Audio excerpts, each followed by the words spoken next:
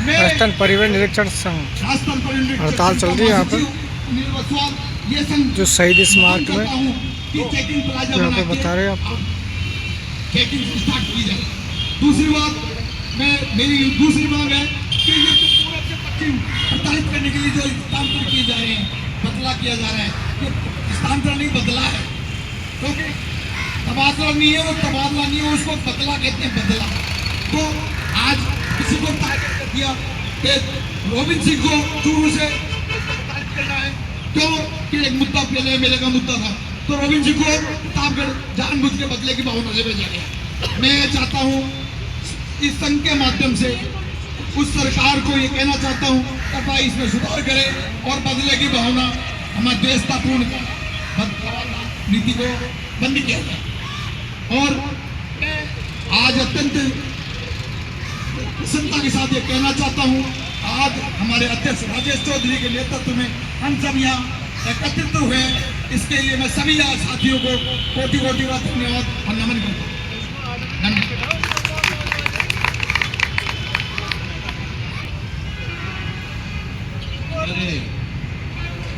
परिचित मोटर वाहन अधिनियम के ज्ञाता और पूरे देश में प्रसिद्ध हमारे राजस्थान परिवहन निरीक्षक संघ का गौरव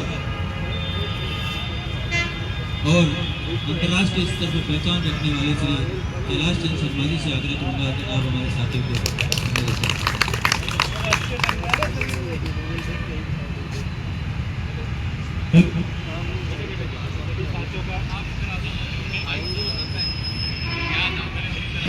सभी साथियों का सबसे पहले आज जो ये शांतिपूर्वक अपन प्रदर्शन करने जा रहे हैं, इसके लिए बनाने के लिए अभिनंदन बहुत बहुत।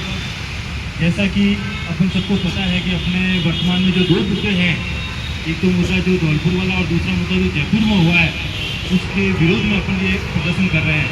लेकिन इसके साथ में जैसा कि अभी राजेश जी ने भी कहा और बसवा जी ने भी कहा और जौहर साहब ने भी कहा कि इन मुद्दों के साथ में अपन को जो चेकिंग कराने का है वो मुद्दा जरूर उठाना चाहिए इस बार, क्योंकि यह मौका वापस नहीं आएगा अपना।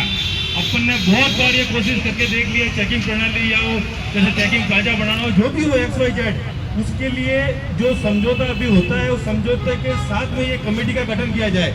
उस कमेटी के अंदर हमारे निरीक्षक, 3 DTO लेवल के अधिकारी और भी कोई हो ऐसे अधिकारी शामिल किए जा सकते हैं और विद इन एक टाइम बाउंड कमेटी होनी चाहिए, क्योंकि 1 महीना, 15 दिन, 20 दिन, 2 महीने, 3 महीने के अंदर वो रिकमेंडेशन करेगी और वो रिकमेंडेशन लागू होने चाहिए।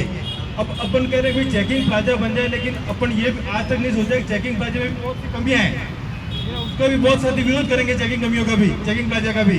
चेकिंग प्लाजा भी आसान नहीं है, कहना आसान है, क्यों आज से मुझे पता है 2003 में जब आए थे भर्ती हुए तो हम रोजूसा कहते थे सब कांटे पे गाड़ी कहाँ ले जाए, कांटा 10 किलोमीटर दूर है, सरकार ने पीडब्ल्यूडी टेक दिया अपन पे, लो ये करो, उसका फिर विरोध होने लग गया।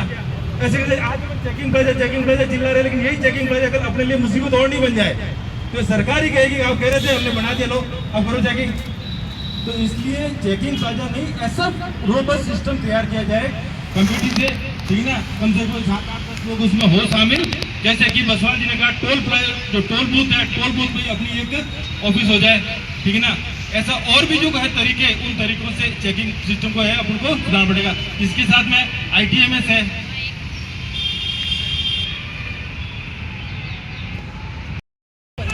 चलते हैं, निरीक्षक चलते हैं, वो सभी आज इस धरने में शामिल हो रहे हैं। शांतिपूर्ण रूप से शहीद स्मारक को भेज दिया जा रहा है।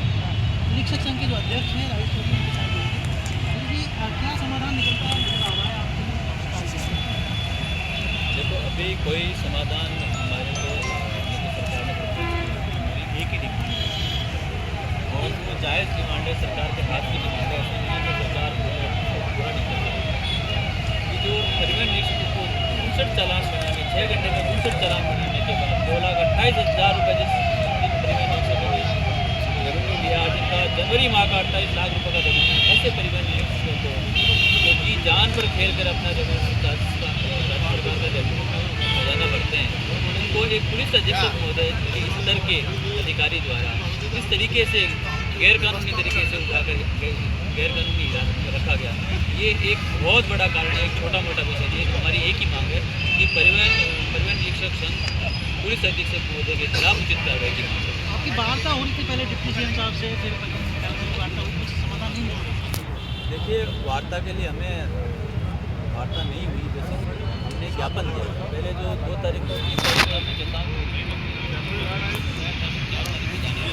लेकिन सरकार ने उसको गंभीरता से नहीं लिया।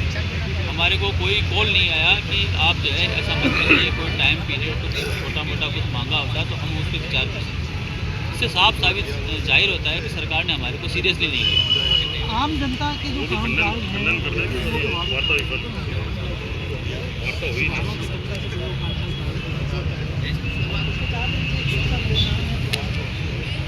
इसको लेकर आपको नहीं लगता कि आपको सरकार से हड़ताल लेना चाहिए?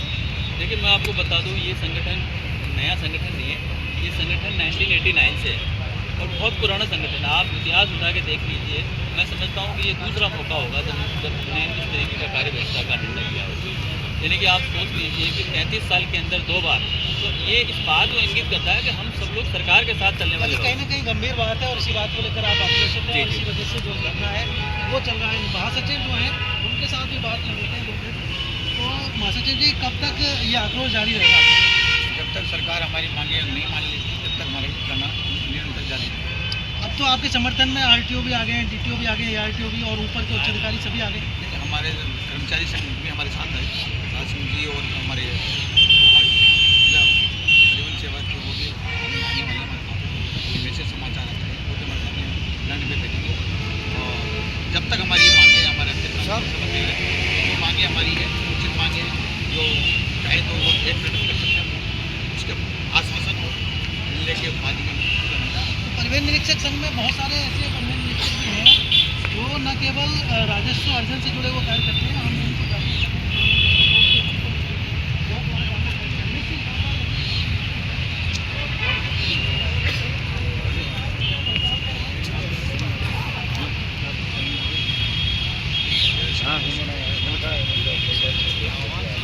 राजस्थान के सभी इंस्पेक्टर्स और सब इंस्पेक्टर्स यहाँ आए हुए हैं और अभी हमें समर्थन दे दिया है और राष्ट्र दो मामले हैं, एक तो धौलपुर एसपी के खिलाफ उचित कार्रवाई की जाए और दूसरा जो जिस तरह की जो घटना हुई धौलपुर में, जो परिवहन निरीक्षकों को अवैध रूप से हिरासत में रखा गया बगैर किसी आरोप के, बगैर किसी जांच के, और उनके पास से कोई बरामद भी नहीं हुआ। इसके बावजूद कि उन्होंने पिछले 6 घंटे जब वो ड्यूटी कर रहे थे 59 उन्होंने चालान बनाए, 2,28,000 का रेवेन्यू उन्होंने अर्जित किया। तो इसके बावजूद उनको जब हिरासत में रखा गया तो उस बात से लेकर आक्रोशित है परिवहन निरीक्षक और वो मानते हैं कि इस तरह से किसी राजकर्मी को बगैर किसी आरोप के हिरासत में रखना न्यायोचित नहीं है और इस मामले में कार्रवाई की जानी चाहिए। जी चल अभी तक केवल परिवहन निरीक्षक ही हड़ताल पर थे, लेकिन आज से जो है मंत्रालय कर्मचारी भी हड़ताल पर आ गए हैं, साथ ही जो अधिकारी हैं वो भी हड़ताल पर आ गए हैं। तो जो परिवहन विभाग का रोज़ का करीब रेवेन्यू रहता है 30 से 35 करोड़ का, उसका निश्चित रूप से नुकसान होगा राज्य सरकार को। और जो आमतौर पर 4,500 के आसपास लाइसेंस बनते हैं पूरे राजस्थान में, जयपुर में ही करीब 900 से 1,000 के आसपास लाइसेंस बनते हैं और पूरे राजस्थान में उनकी संख्या 4,500 के आसपास रहती है। वो लाइसेंस नहीं बन पा रहे हैं, उनकी पेंडेंसी बढ़ती जाएगी। साथ ही जो वाहन पंजीयन से जुड़े हुए कार्य होते हैं या वाहन ट्रांसफर के कार्य होते हैं, वाहन पुनः पंजीयन के कार्य होते हैं, वो सभी कामकाज भी प्रभावित हो रहे हैं। उनकी जो आम जनता है उनको भी इंतजार करना पड़ रहा है। थोड़ी देर पहले जैसे कि हमने जालाना आरटीओ की तस्वीरें भी दिखाई थी और वहाँ पर पूरी तरह से सन्नाटा पसरा हुआ था। खुद आरटीओ राजेंद्र सिंह शेखावत जो है वो खुद भी निरीक्षण कर रहे थे, लेकिन आम जनता के कोई कार्य हो नहीं पा रहे थे। तो उस तरह की परेशानी बनी हुई है और कितना कुछ नुकसान झेलना पड़ रहा है, इसके बारे में नुकसान हो रहा है। 171 उड़न दस्ते हैं हमारे, तो आपने मैंने 40 लाख रुपए का एक उड़न दस्ते का धौलपुर का मैंने रेवेन्यू बताया।